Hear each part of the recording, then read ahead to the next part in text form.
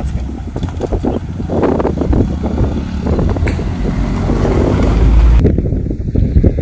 काय सांगाल, हा रस्ता किती दिवस झाला रखडला आहे तुमचा? हा जवळजवळ आहे ना 6-7 वर्षापासून या रस्त्यावर कुठलाही निधी पडलेला नाही.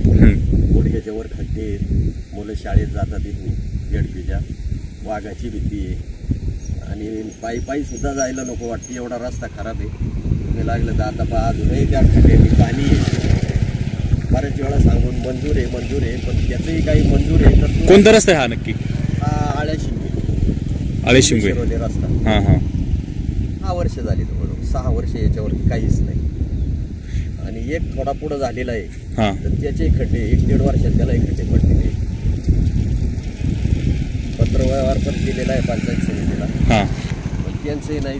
ते एक दिवस पाहणीला आलते, म्हणजे ते जा मग रस्ता मंजूर आहे मग हवा होत का नाही. कारण सत्त्याण्णवला पण असंच झालं.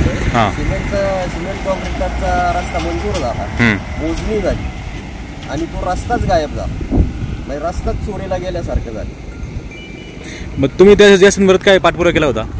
नाही, त्याच्यावरती पाठपुराव्याला त्यावेळेला आम्हाला काही माहिती कळतच नव्हतं ना त्या याच्यात काय झालं काय नाही. लई दैनंदिन अवस्था झालेली आहे. बरं, याच्यात आता फक्त निवडणुका आली तर तेवढ्या पुरते येणार भेटणार, हा मंजूर आहे, हा काम होणार आहे, हे अशी आश्वासनं देऊन ते असंच चालू आहे 5-6 वर्ष. 2-3 वेळा सांगून आताच्या वेळेला म्हणलेत मंजूर आहे. काय पत्रक अजून त्यांनी काय पाठवलं नाही. हा रस्ता मंजूर आहे, मंजूर म्हणतात, अजून लोकांपर्यंत त्याचं मंजुरीचं पत्रक आलेलं नाही. आणि जर मंजूर आहे तर रस्ता चालू का नाही, काम चालू का नाही? हे काम झालं पाहिजे. मंजूर असेल तर काम झालं पाहिजे, नाही तर लोकप्रतिनिधींनी याच्यात लक्ष घातलं पाहिजे.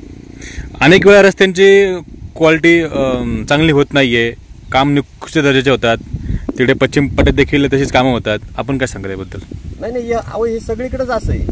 हा सुद्धा आमच्या पुढं एक थोडासा 500-600 मीटरचा रस्ता झालाय. तो रस्ता कोणता आहे, नाव काय रस्त्याचं? तो हाच आळाशिंगे, फक्त तो तिथून गावापासून थोडासा पुढे झालेला आहे. 1-1.5 वर्षात त्याला खड्डे पडले. 2 टप्प्यात झालेला रोड.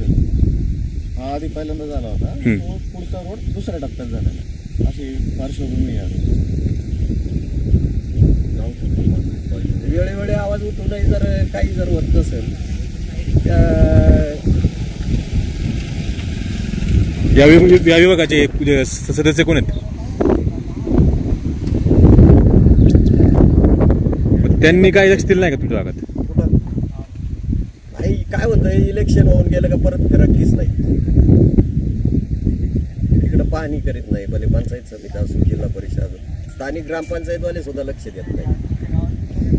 निम्मे उन्हाळ्यामध्ये थोडे खड्डे 100-200 फुटाचे खड्डे बुजवले, त्याच्यावरती ते मशनरी ऊन झाले आणि सगळंच गेलं. ते खड्डे पुढचे तसेच राहिले.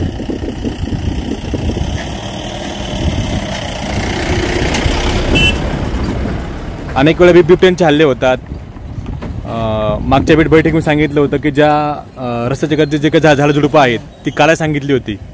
आपल्या परिसरात कुठे काढली की नाही? नाही, अहो इथं आता हे काय तुम्ही पाहताय ना, हे सगळे रस्ते असे दुतर्फात फुल झालेले.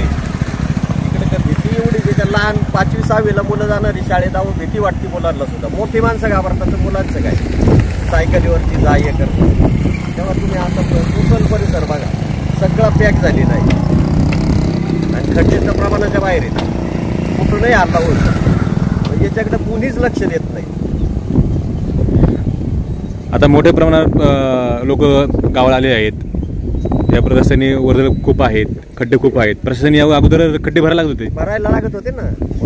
उन्हाळ्यामध्ये त्यांनी थोडे बुजवले, परत जे गेले ते परत आलेच नाही. पुढचा निम्मा पीस तसाच राहिला, खड्डा सुद्धा बुजवला नाही. गुडघ्याच्या वर खड्डे आहेत. काय नंतर आपली भूमिका काय असेल? नंतर काम जर मंजूर आहे तर त्यांनी काम चालू करावं, एवढाच आमचा प्रश्न आहे. सांगतात मंजूर आहे, मग काम चालू का नाही होत? हे चालू झालं पाहिजे. काम चालू झालं पाहिजे जर मंजूर आहे तर, आणि लवकरात लवकर व्हायला पाहिजे आणि मजबूत व्हायला पाहिजे, जेणेकरून बाबा पूर्ण बरेच दिवस टिकेल रोड. एवढीच एक अपेक्षा आहे. पण अनेक वेळा रस्त्यांच्या बाबतीत ह्याच गोष्टी होतात, कामं निकृष्ट दर्जाचे होतात. याला जबाबदार कोण असेल? याला जबाबदार ही सिस्टीम आहे साहेब, याला तुम्ही आम्ही जबाबदार नाही. ज्या दिवशी सिस्टीम पारदर्शक होईल त्या दिवशी ही कामं व्यवस्थित होतील. आता सिस्टीम पारदर्शकता आणण्यासाठी ते रक्तात असावं लागतं, ते रक्तात येणं महत्त्वाचं आहे. तर त्यासाठी आपण ही शालेय जीवनातले जे धडे घेतो ना, ते सार्वजनिक जीवनात पण लोकांच्या ध्यानीमनी पण यायला पाहिजे, तरच ह्या गोष्टी होऊ शकतात, नाहीतर ह्या गोष्टी होऊ शकत नाही. सिस्टीम ही खूप मोठी आहे. पण सिस्टीम जर बदलायची म्हणलं तर काय करावं लागेल आपल्याला? सिस्टीम ही बदलण्यासाठी हे सामान्य जनतेच्याच हातात आहे. हम्म. यासाठी आंदोलनं म्हणा, लोकशाहीच्या मार्गाने जे काही करता येईल ते करावं लागणार. सिस्टीम बदलणं एवढं पण सोपं नाही आहे, कारण की तुम्ही आम्ही कोण बदलू शकत नाहीये, याला फक्त जनताच बदलू शकते. तर जनता जागे व्हायची वाट पाहू नये सिस्टीमने, लवकरात लवकर बदलावा आणि आपल्या जे आहे ते प्रामाणिकपणे कामं करून लोकांच्या प्रश्न मार्गी लावावा, एवढीच एक अपेक्षा आहे.